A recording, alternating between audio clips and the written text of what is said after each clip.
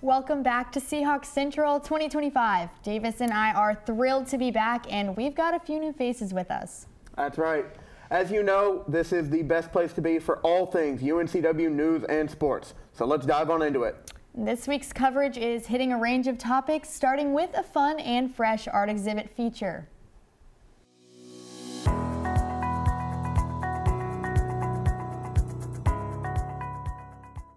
The CAB Art Gallery is showcasing the work of UNCW Associate Professor and artist Pam Toll now through February 13th. Toll's exhibition, titled Longing and Movement, features a series of mixed media collages and paintings, all created with a similar process. In an artist talk on January 30th, Toll shared that when an opening appeared in the gallery schedule, she saw it as the perfect chance to showcase her work before retiring at the end of the semester. Toll has been teaching at UNCW since 1999, and much of her work on display was crafted during her time at the university. Before taking on the teacher role, she co-founded Acme Art Studios in 1991, located just downtown on 5th Ave. Her display reflects a lifetime passion for art, blending drawing, painting, and collage into dynamic pieces. I found the exhibit intriguing, evoking thoughts, questions, and admiration for her whimsical work, but don't just take my word for it. An autograph book shows an array of glowing reviews from gallery attendees, with one man, Frank Waldock, writing that he has an original of Toll's work from 1986. And come all who please, the CAB is open to the public from 10 a.m. to 4 p.m. Monday through Friday. Up next is Emily Ryer, here to give us a rundown on NC Supreme Court's open seat. Thanks, Emma. In the race for an NC Supreme Court seat, Justice Allison Riggs is facing a tight challenge from Judge Jefferson Griffin after 2 recounts. Riggs won the election in November by 734 votes, but as of January 7th, the NC Supreme Court has blocked certification of Riggs' re-election to hear protests from Griffin, who is seeking to have more than 60,000 votes, mainly early and absentee ballots, thrown out on allegations of voter fraud. In a recent interview with Queen City News, Vicki Sykes, a poll worker in Eastern NC and one of the voters being challenged, shared her concerns. "I've been voting for as long as I've been able to. I have quite a bit of confidence in the system. This has been very stressful for myself and a lot of other people on that list. It's not one I want to be associated with or the state of North Carolina because I know they work hard to make sure our votes are valid. This case could affect hundreds of voters who now find their votes questioned and their right to vote challenged." I spoke with Dr. Nadine Gibson, a political science professor here at UNCW, to dig deeper into this case and what it could mean for future elections in North Carolina. It's not uncommon that elections, races have recounts. Here in North Carolina, they're very close, and so it is not uncommon that, they would want to do a recount to make absolutely sure. There are also some state laws that mandate certain thresholds for recounts, so it really isn't that unusual that a recount would take place. However, the aggressive legal action being proposed by the losing candidate is a little unusual. I mean, he has his priority, and that is to ultimately win the race. However, it seems like he's been fairly unsuccessful. The folks who did cast their ballots did so legally. So far, our system has kept them enfranchised, and it appears that, that in my mind is a good sign for the integrity of our elections, that candidates who are disgruntled can't just throw out voters' ballots. And this is all happening after the election, not before it, when those voters could have, cast their ballot in a different way, or we could have created a new law. But all of this is happening after the fact. So the other question would be, would this candidate still be trying to throw these ballots out if the election had gone the other way? The ongoing case has gone back and forth between courts. On January 27th, the U.S. Court of Appeals heard oral arguments to decide whether the case would stay within the state courts or go to the federal courts.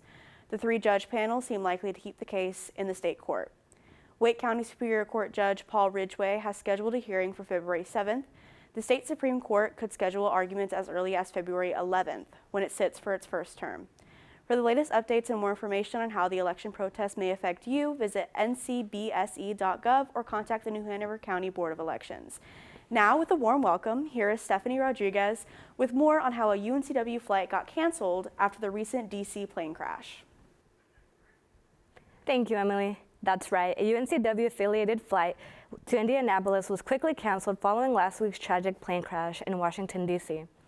The collision between a commercial airliner and an Army Black Hawk helicopter grounded flights nationwide, including one for a fraternity and sorority conference.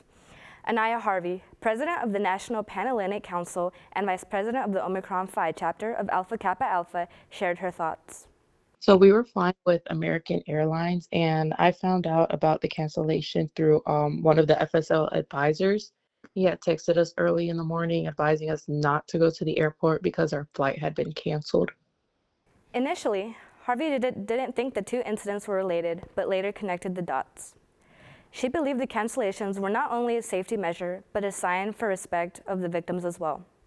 It was such a traumatic experience that they kind of, I guess, out of respect for them, they didn't want to have flights coming in and out while they're searching for people's bodies in the rivers.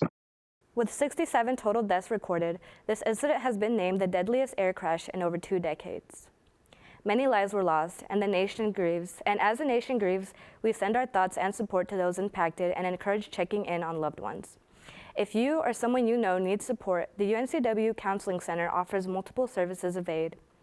Their office is located on the 2nd floor of DePaulo Hall, and they can be reached by phone at 910-962-3746.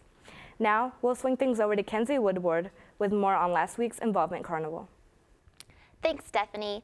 UNCW hosted the Spring Involvement Carnival in the Burney Center on January 29th, an annual part of the UNC Welcome's Spring into the Dub initiative. This event gives new and returning students alike the opportunity to discover the many ways they can get plugged into their campus community. This year, over 100 registered organizations were present, including Greek Life, Campus Ministries, sports clubs, and student media, among many others. Records show that over 600 students attended, but if you weren't able to make it, don't worry. There are still plenty more ways that you can learn more about all the organizations UNCW has to offer.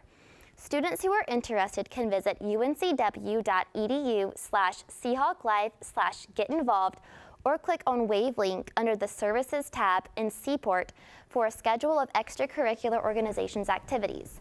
Now I'll hand things back over to Davis with more on sports. Thanks, Kenzie. We're happy to be back here at Seahawk Central Sports to help you keep up with all things UNCW athletics. Let's kick things off by checking in on our swimmers with Taylor.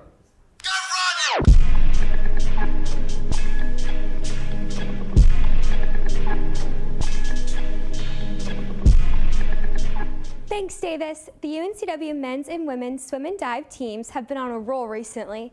On January 21st, Gil Shaw and Eaton Ferguson were recognized by the CAA as Women's Swimmer and Men's Diver of the Week, backing strong performances against nationally ranked Georgia.